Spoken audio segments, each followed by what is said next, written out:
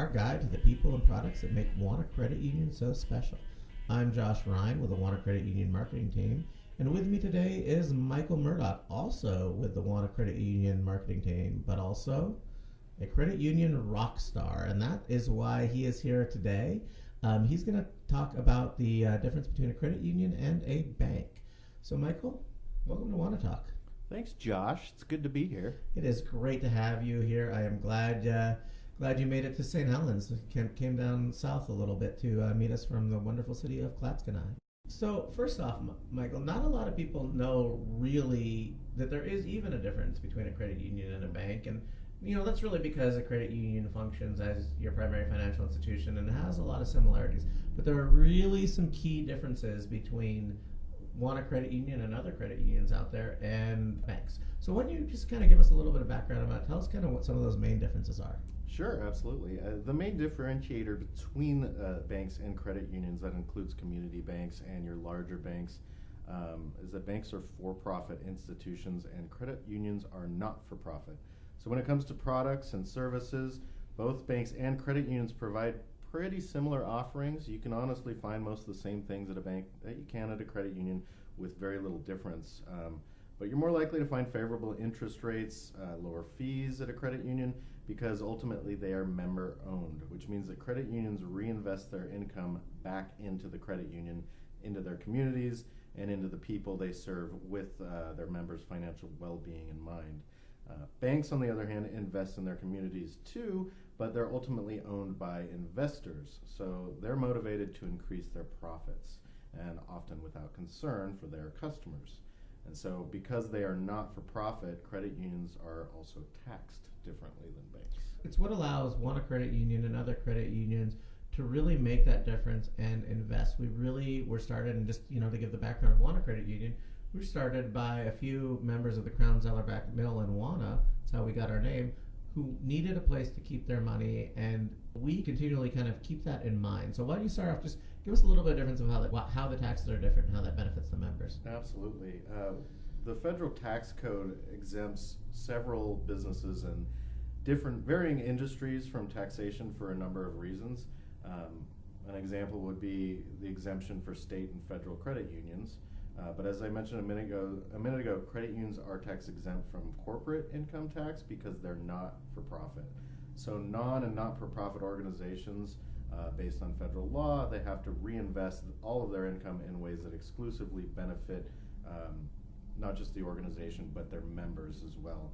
So while credit unions are exempt from those corporate taxes, unlike banks which are for profit, they do pay billions of dollars in state and federal and other income taxes. So it's not that they're completely exempt because of the way that they're laid out. They don't pay taxes like big banks. And that's really interesting because I think why we're able to do what we do, but I think one of the cool things is that we do what we do. And so one of the things that I always talk to people about the credit union is because we're so small, Wana Credit Union specifically, because we have just our 7 branches that represent our community of Clatsop, Columbia, and Western Washington County, we are able to do things to serve those members specifically. And let's say anything from bare land loans to just recognizing, the type of income our fishermen have, our lumber people, and just in general what our community is.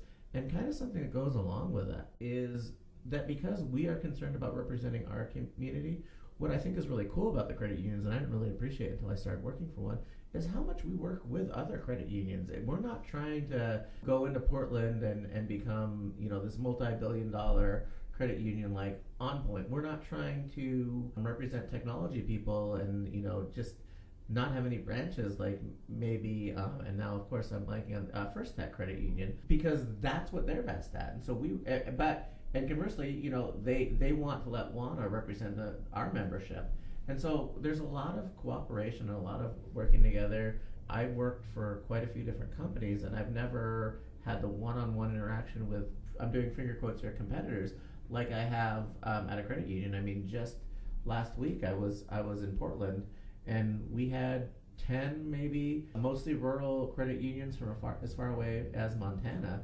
And we were sitting there and we were talking to a vendor who was really helping us, figure out how to better serve our members. And it's that cooperation which is really one of the things I will say, because we're small, people don't often know this, but because we have partners essentially with all the other credit unions around, we're able to offer things like our U banking, which has absolutely best in class internet banking and app. Our technology, our security, our services are really, really good because we are a cooperative. So we pool everything together, and we really work with people to really give us the best thing. And then, one of the things I think not very many people know, Wanda Credit Union has the second largest ATM network in the country. We're only behind Wells Fargo, who, if you read anything about them, you'll know that's not necessarily a place I want to be, a partner I want to have. I've heard about those guys. They tend to just look out for money and not for people. Right. So I think that's cool. You can go to New York City, you can go in the middle of Mississippi, and you're going to find either an ATM you can use with no fees, or quite often a branch that you can go into, and you can't necessarily conduct every bit of business you can like you at a Water Credit Union branch, but you can do an awful lot. You can make deposits, withdrawals. There's a whole lot of things you can do there. And then obviously with our phone banking, our communication center,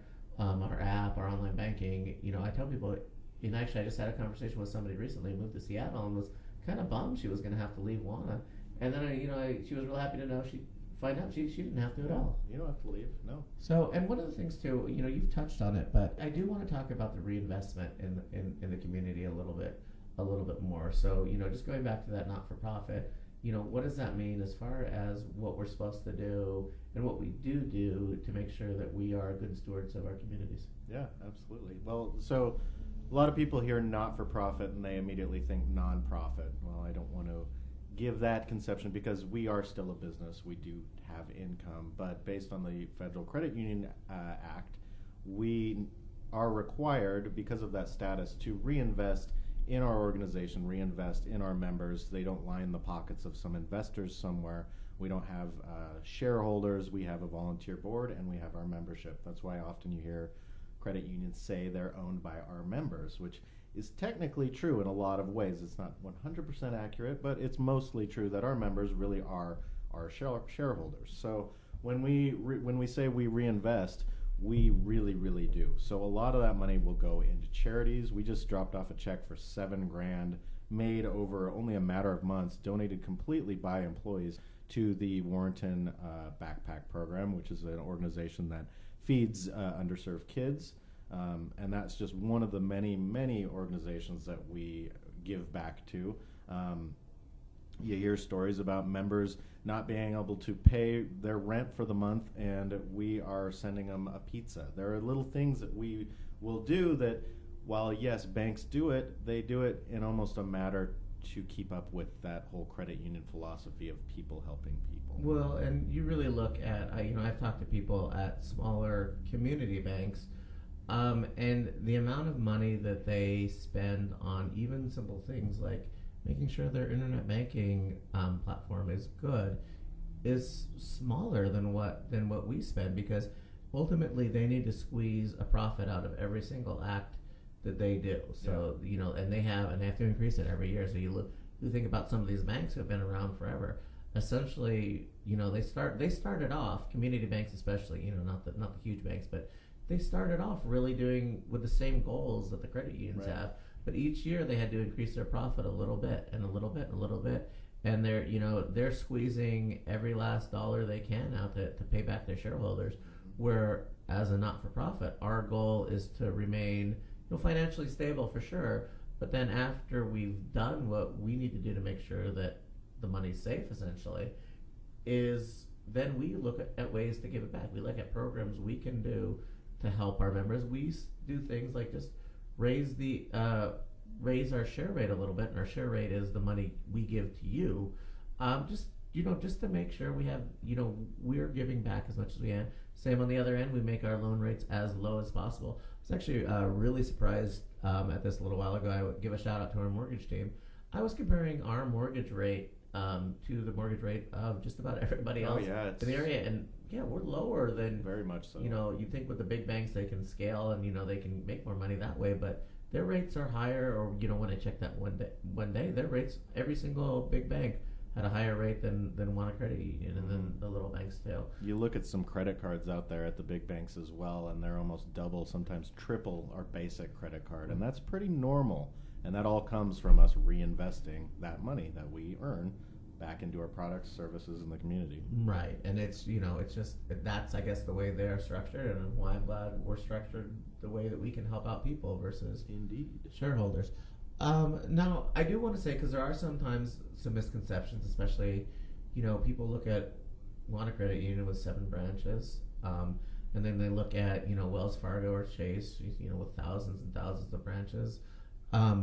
Although they are closing their branches too, they're getting out of the communities that we serve because it's just not profitable enough for them. But they wonder, is my money safe at a credit union? Is it safer at a bank?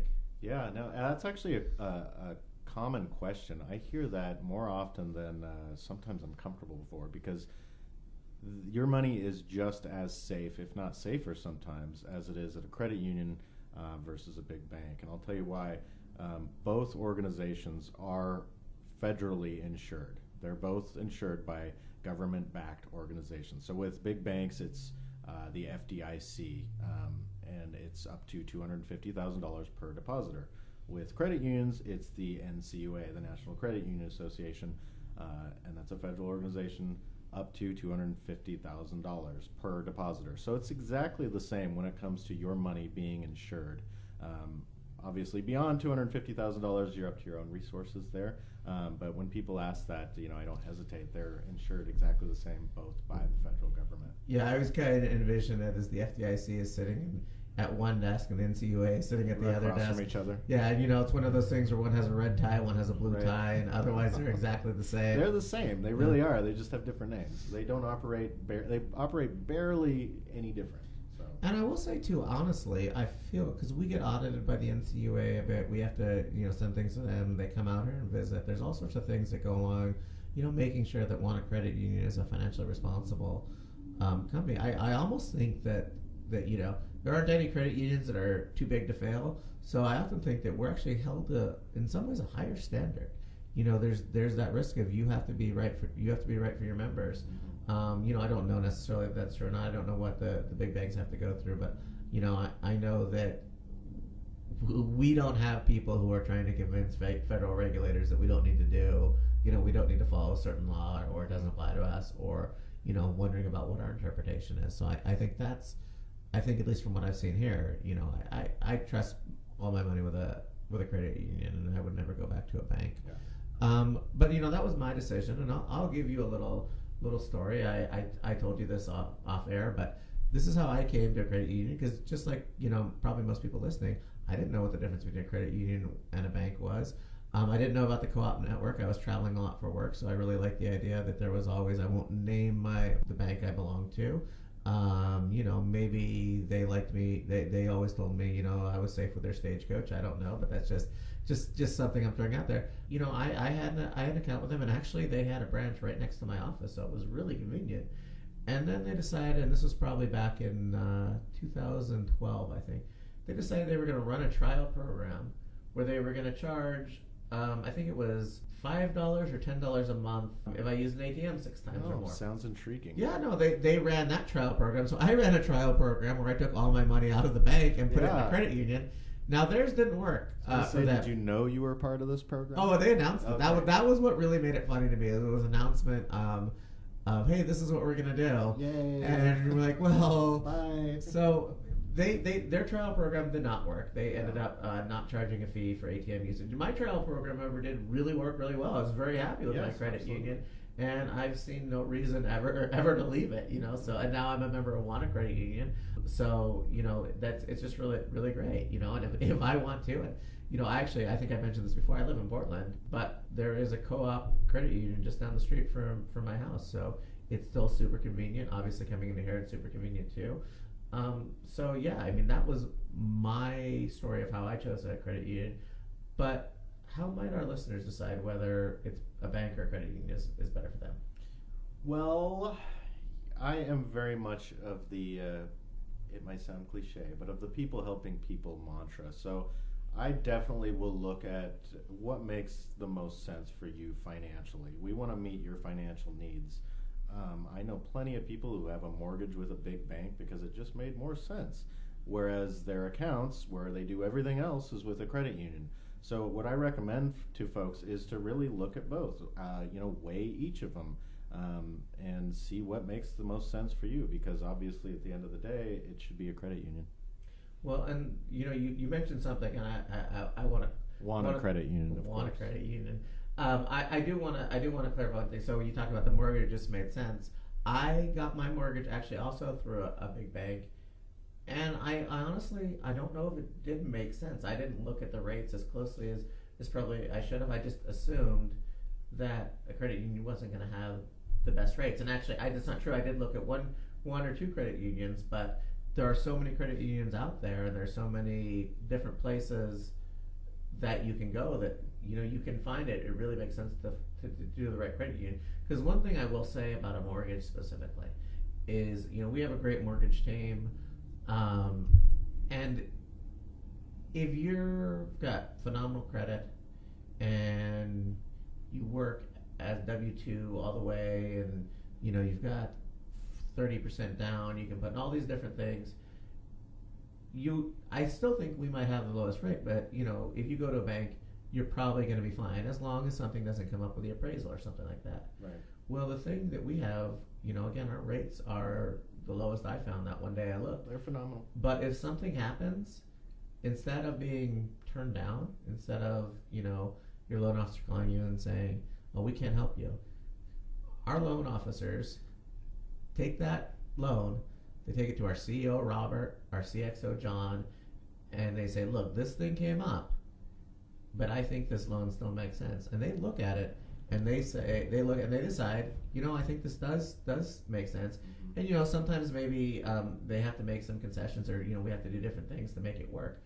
But I guarantee you, not even in none of the big banks, but no bank is someone taking a loan to their CEO to seeing if it works. It's Absolutely just you not. fit in a box or you don't fit in a box. Well, there's a policy. I'll be quick on this. That in our lending departments, all of them, that loan denials actually have to be approved by your supervisor. So you can't just willy-nilly, or even no, this legitimately is a bad loan. Let's not do it. You need to go in and say, "Hey, John, I need to turn this loan down," and then they look at it together. They look for all the ways that they can say yes, and if it does end up being a denial, we don't hesitate to re-examine and say, well, what can we do?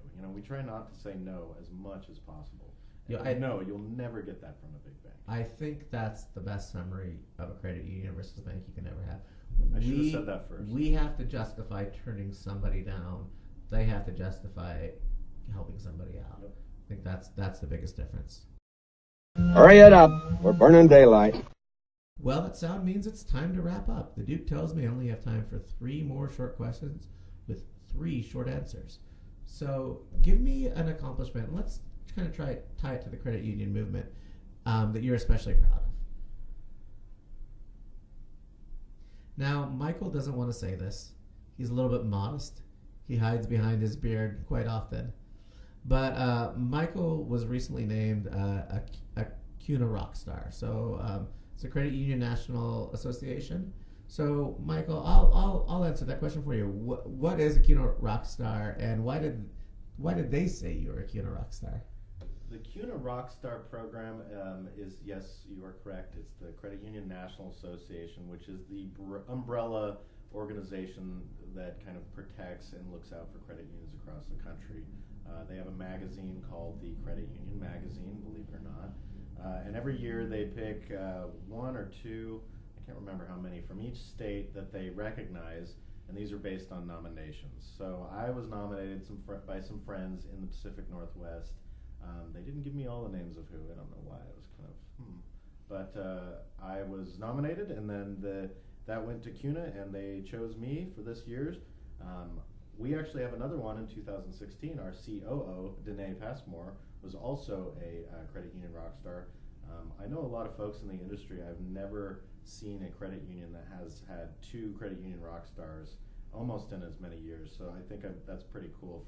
It shows you just a little bit more about what the type of folk that are here working at WANA. But my whole thing was financial literacy, and that's kind of what got me started in the industry. and that's what they recognize me for. And I wish we had more time. I didn't even think to ask about, because you've been going around to high schools and teaching Yes. financial literacy, and that, again, that's something we do not because there's any sort of payment for us. There's no, nothing's. There's no incentive. We don't get more money. Not getting members out of it. No, yeah. What we're doing is we're going because financial education is important. The schools don't always have their own financial education program anymore, so it's really, really good for us to just go in there and teach people at a young age to learn how to manage their money. And it gets even. I know a lot of our MCs, our frontline people, are going out there because they're most often recent graduates. They see people come in, and it's really good for them too to get out there and really help people and really understand what our future members and what people in general have questions about. Yes. So name a time you laughed. I usually say laughed at work, but name a time you laughed at a credit union event. Well, the most recent credit union event I went to was an annual convention called MAX, which is put on by the NWCUA. That's the Northwest Credit Union Association. And in order to give a better picture of credit union advocacy with big banks, they did the dating game. So they had your average consumer, Susie Q consumer, come on stage, and on the other side of the wall we had your payday lender, your big banker, and then a credit union. And through the course of the dating game, she had to ask questions, and of course the greasy banker was always the bottom dollar or the bottom line. And the payday lender, we had a wig coming out of his shirt, so it looked like he had, like the used car salesman muff going on. That was pretty gross, so that was entertaining. And then, of course, the credit union was this handsome young guy that had the right answers to everything. She ultimately chose him, but it was quite entertaining. All right. It was more the chest hair. And who played the handsome young guy? Well, it was not me, if that's what you're going. Well, I was really going to wonder if it was John Moore was at that event. Wasn't John? No, it was actually the VP of Experience, Steve Pagenstecker over at Point West Credit Union. Okay, Yeah, okay. he's a good guy. So, we talk about we don't compete with other credit unions. If you want to make a decision based on handsomest employees, maybe you'd go to Point West Credit Union. Sure, yeah. I think they've got a good-looking VP of Experience there. And then my final question, what's your favorite thing about credit unions? I mentioned it earlier. It's not the most exciting answer, but to me it is. It's really about helping people. Every now and then a story trumps one of the stories that you thought could never be beaten. You find yourself helping somebody, and I consider myself a tough person, but all of a sudden you're tearing up and you're going, wow, this really is a moment where I'm truly changing somebody's life just because I work in the credit union industry. I know that's not ultimately why I'm doing what I'm doing. There's a sense of greatness and achievement and those feelings that you get that rush to your head, but being a part of this industry offers those opportunities that you just don't receive in half of the other places I've ever worked, where you just say, wow, I did very little and I just changed this person's life. That's an awesome answer. And, if our listeners want to stay tuned, we've got another podcast coming on with Michael pretty soon, probably in a day or two. We talk about some of the ways that Awana Credit Union specifically is giving back. This is a great. We've gone a little bit long, but Michael, thank you so much for joining me at Wanna Talk. My pleasure. Can't wait for the next one. And thank everybody for listening. We really do appreciate it. And we've got a small listenership right now, but it is growing. So if you have any questions for us, always feel free to reach out to your friendly credit union staff. We're more than happy to answer.